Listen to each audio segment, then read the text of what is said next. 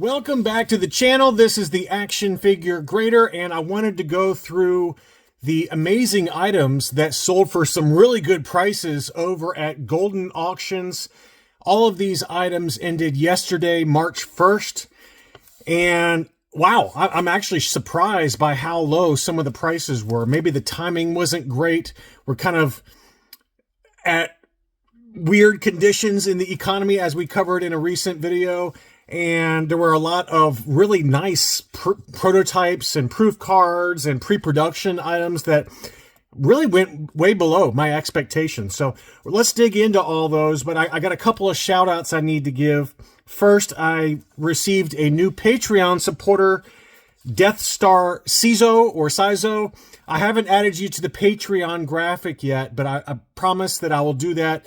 And any new videos that I make moving forward, I'll have your name in there, but I just haven't had time to do it yet. But I wanted to make sure to get that out and say thank you to Death Star Cizo. And then also I received a YouTube super from my good buddy Gary Wallace for my economy video on Saturday. And I'm glad that you guys seem to like it. It's done very well in terms of views. I promise not to do those types of videos too often, but I do think that we're kind of at a weird state right now, and I'm glad that you guys, or most of you guys anyway, enjoyed the video. I did get a couple of thumbs down. That's okay if it wasn't for you, but let's go ahead and take a look at these incredible items. I didn't include everything that sold, but there were some really nice items, including some early card backs. First was kind of one I have mixed feelings on. I feel like the price is probably fair, but it's not an item that I personally would bid on. This is a 12-back A Princess Leia AFA 85, but as does happen from time to time, the blister has yellowed since grading, and so the label is no longer applicable there. 85, 90, 80 were the subscores. Overall AFA 85, but very clearly the blister has yellowed very badly. And you tend to see these types of items on Goldin and Heritage, and you know, to me, the problem is that they don't include anything in there about the fact that it's yellowed. And so look, I'm not trying to pick on Goldin or Heritage, but these types of items do tend to pop up on their auctions without any kind of disclaimer that, hey, it's yellowed since grading, just so you know. At least Hakes does that. And, you know, to me, this is an inexperienced buyer. Now, is $33.55 for an AFA yellowed 85 12-back A Princess Leia about right? I don't know, I guess. I didn't go back and look at 12-back A sales for Princess Leia, but again, it's not a price that I would pay. Please keep in mind also that, you know, the usual disclaimer, the final prices I'm quoting include the buyer's premium. It does not include shipping or taxes, which I do believe Goldin does charge sales taxes, at least for me. So anyway, you can see there 0.9% insurance fee, $19 shipping. The shipping's not bad. That's a really low shipping number, but obviously you're going to have to pay taxes too on top of that. But anyway, that one did sell. And then here was another one that was very interesting. This was an AFA 80 signed by Carrie Fisher. And so you can see there 12-back A signed by Carrie Fisher. That's kind of an interesting item. That one was a clear blister, AFA 80, unpunched, no price sticker. That sold for $33.55. This one sold for $33.55, even though it was a higher grade but yellowed blister. And so I thought that was kind of interesting, that one of them was a 12-back A clear blister that sold for the same price, lower grade admittedly, signed by Carrie Fisher. To me, I'd rather have this item. I'm not really into autographed vintage Kenner card backs, but some people are. And it is a pretty cool item. I mean, that's a very cool item, and certainly I would take that one over the yellowed one all day long at the same price. Here's one signed by Harrison Ford. This was a 12A AFA 80 small head Han, signed by Harrison Ford. And Harrison Ford is notoriously pretty stingy when it comes to his autograph. He doesn't do a lot of signings, and his autograph is one of the more expensive ones out there. $57.95 for that one. And then here was another 12-back A, unsigned AFA 85, but it had a price sticker and was punched, versus this one that was unpunched, no price sticker. And this one sold for $54.90. So that's just an interesting comparison. I'm not making any comment on it or who got the better deal or anything like that. To me, you know, do you really want someone's signature all over the card back for a vintage item versus maybe a comic book or a poster or a modern item. I don't know. That's up to you. But, it seems to be just based on these prices that there's not really a premium. And for one person who's passed away, one person who doesn't sign very much stuff. And it doesn't seem like that premium is there to get it signed on vintage items. That's just my observation. To me, it probably says that, hey, if I've got the opportunity to pay for a Harrison Ford autograph, probably don't use a vintage item. Maybe a Return of the Jedi or something like that. That's maybe not that expensive, but to get a 12A, in high grade, I don't know if I would necessarily do that. At least that's what the market is saying. Everyone's got their own opinion on it, and it's your item. You can do whatever you want, but I'm just at least showing you what the market is saying based on these prices. Here's a 12 back A SKU on the footer stand, AFA 85, population 5, Chewbacca. That one sold for $67.10. Big number on that one. That one was a punched example.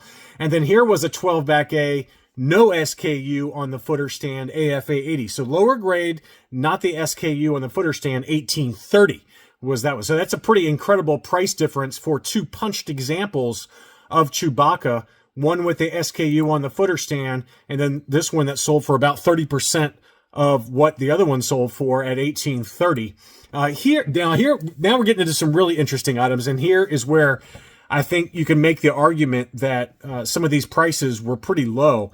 12 back A, AFA 80, Luke Skywalker, blonde hair, unpunched, no price sticker, and it sold for $25.62. That's a very low number in my mind for an AFA 80 12 back A. But look at this one. This one was a 12C double telescoping saber Luke, AFA 80. So still high grade, unpunched, no price sticker, and it only sold for $91.50, which, you guys can correct me if I'm wrong. That number seems extremely low relative to some of the other sales we've seen. So a little bit of a shocker there that it sold that low. $91.50 for a double telescoping saber Luke Farm Boy mint on card. Absolutely shocking that it sold for that low. This one is one of 43 examples graded by AFA. But, again, it's a double telescoping saber, and admittedly it's on the 12C and not the 12A, but $91.50? For a loose graded high grade example of the double telescoping saber Luke, you're in the ballpark of what, 2,000, anywhere from, I'd say for an AFA 80, let's say on the low end, $1,500 to $1,600 to an AFA 85 is probably what, $2,500 to $3,000. And to get one mint on card at that price, that I'm really surprised that did not go to five figures for an AFA 80. On to a 12 back A Darth Vader.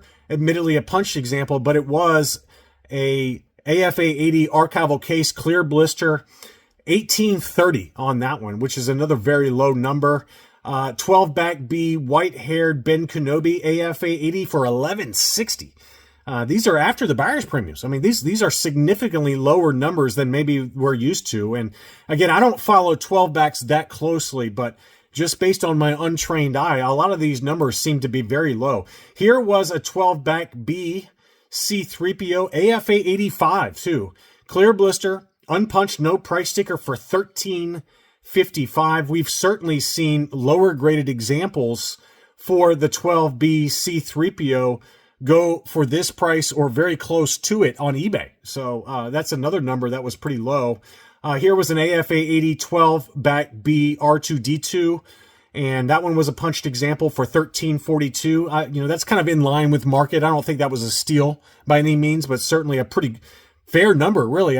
We've seen some 12 back C's go for this price. So a 12 back B AFA 80 archival case, almost all of these, if not all of these, almost all of them were archival cases. 12B Sand People AFA 80 for $7.93.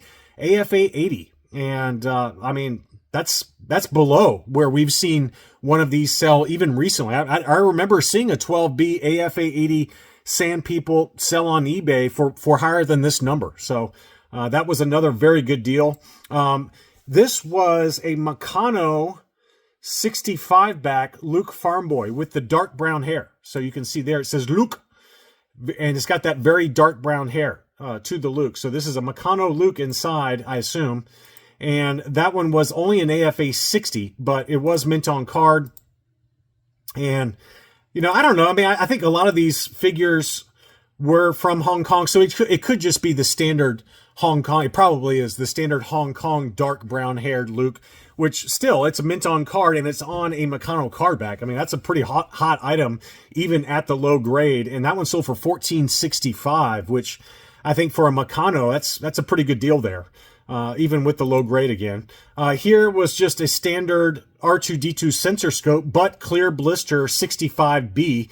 That one actually went for a pretty big number, 65B standard US card, but admittedly an AFA 85 and clear blister straight 85s for the subscore for $854. That's a big number there, but you know, it's clear blister. I can understand the appeal of it. It's not a number I'd pay, but I could, you know, I was thinking like, you know, if you had told me beforehand, where's this one going to end, I would have said 600 to 650. That's my guess there. But I think we need to get into some of the prototypes and the pre-production items, because there were some really good deals here, I feel like. Some of them did go higher than I expected. This was an AFA 70 Walrus Man. That one sold at $15.86. That's actually probably a little higher than I would have guessed for an AFA 70. The Walrus Man first shot prototype is pretty common, even in higher grade. And, you know, they very routinely do pop up across a lot of the different auction houses. Even on Facebook, you can find these sometimes get listed. And $15.86, I would say, is maybe a couple $100 higher than I would have guessed. I would have said $1,300, maybe $1,400, somewhere in that ballpark. Likewise, the Snaggletooth probably went a little higher than my expectations. Now, this is one I do have in my collection, the first shot prototype red snags that I bought last year on Hakes. And I paid about $850, $860, I think, somewhere in that ballpark.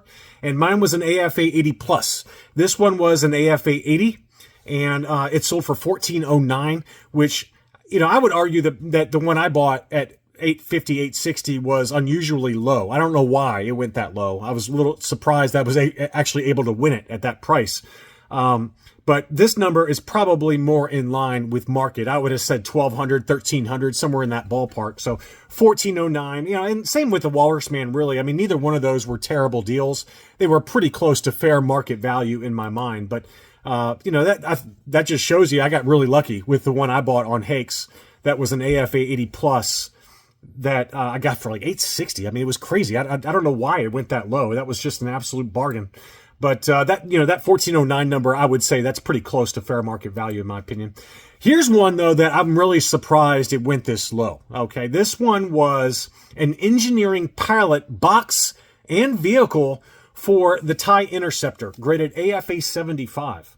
And you can see here, it's got like a prototype engineering sample box. The wings have white stickers. Very cool item. I cannot imagine there's a lot of these out there. And they didn't mention the population report, but I can't believe that there's any others out there. I really don't. I bet this is a one of one. Maybe there's a couple of others. I don't know. But $31.90. $31.90 for that seems like an absolute steal. I mean, that is a bargain. I believe this one was owned by a gentleman named Paul M., who I've bought from before. I bought a unmarked engineering pilot Luke Farm Boy double telescoping saber. And he does deal with a lot of pre-production items, and I believe these were his, a lot of these pre-production items. But that number seems unusually low. I would have guessed significantly higher than that number. It would have been just a guess. I mean, it's just not something that I've ever seen before. But wow, what a great deal. I would have paid that number in a heartbeat. The proof cards also went really low, in my opinion. The AT-AT driver was an AFA 85. This was the Revenge of the Jedi proof card. That one sold for $15.25. A very good deal on that one. You know, I would have certainly guessed higher on that. Likewise, the IG-88 went way lower than I was expecting. I was talking to a Patreon supporter and a friend of mine with about 5 hours to go in this auction, and he sent it to me. He's like, where do you think this one's going to end? I guessed $2,600. And he was thinking, whoa, that seems way higher. I was guessing $1,600. So he was right. I was wrong. It sold for $1,403, which is a steal. That's a bargain of a deal. I hope he bid on this because I did not think it would go this low. And that to me seems like a bargain for an AFA 85 Plus Revenge of the Jedi IG-88 proof card, 1403. And, these are just two more data points that really show you that the Revenge of the Jedi proof cards have come back down in price. And I understand why. I mean, there's a lot of them out there. They're not that rare. But, for the main characters, those prices seem to be holding up pretty well. But for the secondary characters, like the AT-AT driver, like the IG-88, like some of the ones that I have in my collection, like the Cloud Car Pilot and Bosk, I probably bought those too high relative to where some of these prices are going right now. So that number was a bargain of a deal. Really good deal there. Here was another great deal, and I would have loved to have had this at this price. I mean, we've seen loose, complete, standard retail release size Froms go on eBay, loose, complete, ungraded, for more than this price. This was a first shot head pull for size From, graded AFA 90, population 1. So the rest of the figure is standard retail, but the head is a first shot prototype. I've got a similar item like this for Lobot. It's just a first shot head pull. And I've got a first shot torso pull also for Lobot. But this one was an AFA 90 population 1, and it sold for $10.98. That is a steal, an absolute bargain of a deal. Somebody committed highway robbery here. Somebody called the police. Somebody committed theft at $10.98. So I don't know if this one belonged to Paul M. or not, but he's got to be disappointed with that price. That is a ridiculously good deal for somebody out there. Absolute bargain. The last one I wanted to show you was this one. This is an Irish bootleg repack 3-pack. These are pretty rare, and the story behind them is very strange. No one really knows what they are. They were assembled in around 1985, and according to Goldin's description, they were labeled space figures, figures made in Macau, packed in Ireland. These packs seem to have been assembled randomly without regard to characters appearing on screen together, and include figures across the 3 films. They are hard to find, with no definitive count on the variations of figures contained within these Irish offerings.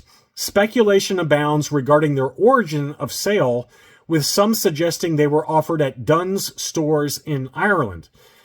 So anyway, it's a very cool thing. I'm sure you guys have seen these before. I know I have. But a very cool kind of repack bootleg type thing that was probably made by some department store.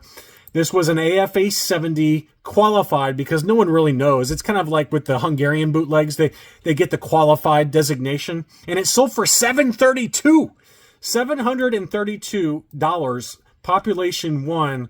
That is another highway robbery item. Very, very good deal there. And, it just shows you that you just never know what's going to happen. A lot of it could be tied to just some uncertainty of the economy. Maybe people just didn't know about it. I know that I wasn't really following these auctions very closely. I had been, several subscribers had mentioned this was going on, and I just hadn't gotten around to even looking at them yet. But man, somebody got some really good deals there, and I wanted to at least point out that you never know where the good deals are going to be had. I hope you enjoyed this look at recent sales on Goldin Auctions. Thank you as always for watching. Be sure to leave me a like if you enjoyed the video, and I'll be back soon.